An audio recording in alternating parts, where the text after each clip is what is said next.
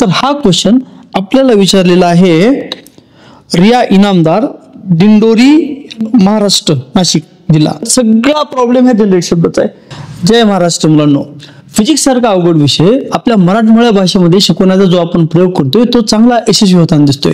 महाराष्ट्राच्या कानाकोपऱ्यातून मुलं क्वेश्चन विचारलेले आहेत. तर हा क्वेश्चन आपल्याला विचारलेला आहे रिया इनामदार, दिंडोरी, महाराष्ट्र, नाशिक जिल्हा. ओके, तर ते काय विचारते, why do we say power plants generate energy when we are taught that energy cannot be created or destroyed? बरोबर आहे, एनर्जी क्रिएट होत नाही, एनर्जी डिस्ट्रॉय होत नाही, एका फॉर्म मधून दुसऱ्या फॉर्म मध्ये कन्वर्ट होते.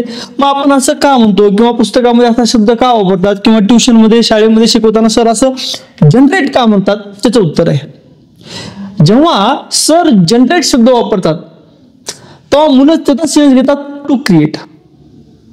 टू क्रिएट नाही घेतात. जनरेट सर आणि शब्द वापरला तर तुम्ही त्याचा अर्थ घेतात टू कन्वर्ट. फिजिक्स मध्ये टेक्निकली जनरेट शब्द, सगळा प्रॉब्लेम हा जनरेट शब्दाचा आहे. जनरेट शब्दाचा अर्थ काय घ्यायचे फिजिक्स मध्ये घ्यायचे टू कन्वर्ट. जसं आपण थर्मल पॉवर प्लांटचं एक्झाम्पल घेऊ. थर्मल पॉवर प्लांट मध्ये काय होतं, कोल मध्ये असणारी केमिकल एनर्जी हीट एनर्जी मध्ये कन्वर्ट होते, हीट एनर्जी कायनेटिक एनर्जी मध्ये कन्वर्ट होते आणि इलेक्ट्रिसिटी तयार होते.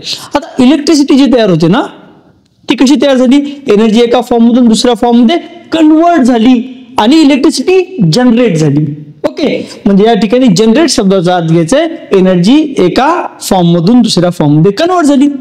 ओके, असेच क्वेश्चन विचारत राहा, मी तुमचे डाऊट क्लिअर करण्याचा प्रयत्न करत राहतो. फक्त एक रिक्वेस्ट आहे, कन्सेप्च्युअल थिंकिंग फॉर यू ह्या ईमेल ॲड्रेसवर ईमेल करत जा, म्हणजे आपल्याला कम्युनिकेशनला सोपं जाईल.